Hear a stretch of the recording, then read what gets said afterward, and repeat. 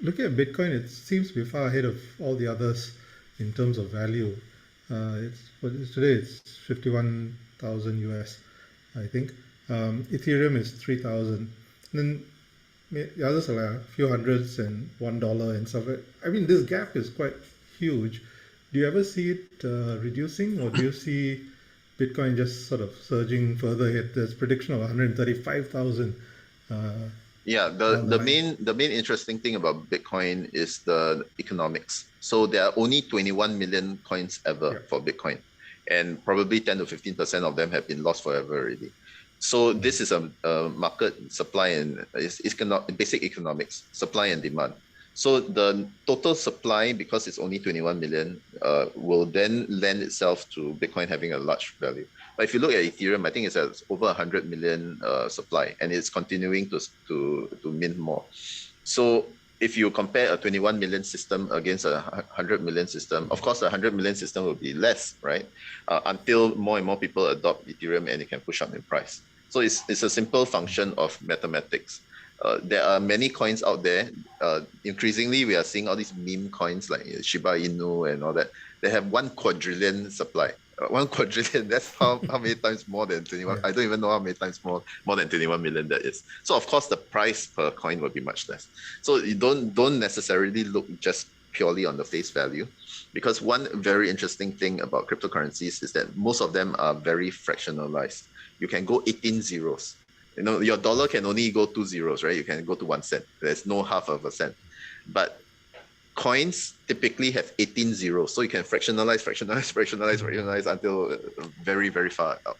And of course, it's the snot factor, right? If you want to show off and say you have a Bitcoin, you want to show 1 Bitcoin, you don't want to show 0.001. so Yes. only 21 million people in the world can have 1 Bitcoin, right? If you do it that way. So of course, there's 7 to 8 billion people will go for the Bitcoin. Yeah. The big question is, of course, do we think that Bitcoin is going to be the number one currency 10 years from now or not, or is going to be different ones? If you look historically, the only thing that is constant is change, right? So there's a huge likelihood that the Bitcoin is going to be extremely valuable per piece, as Malcolm says, because of the scarcity, but also because it's the most popular right now. But things tend to change fairly fast. If you look at Ethereum was born out of a frustration, right?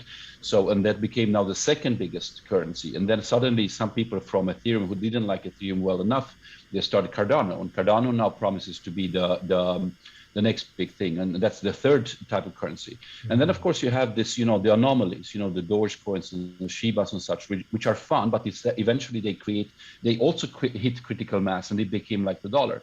Somebody was actually, in a funny perspective saying, look, the biggest shitcoin in the world is the US dollar, right? There's too much coins minted.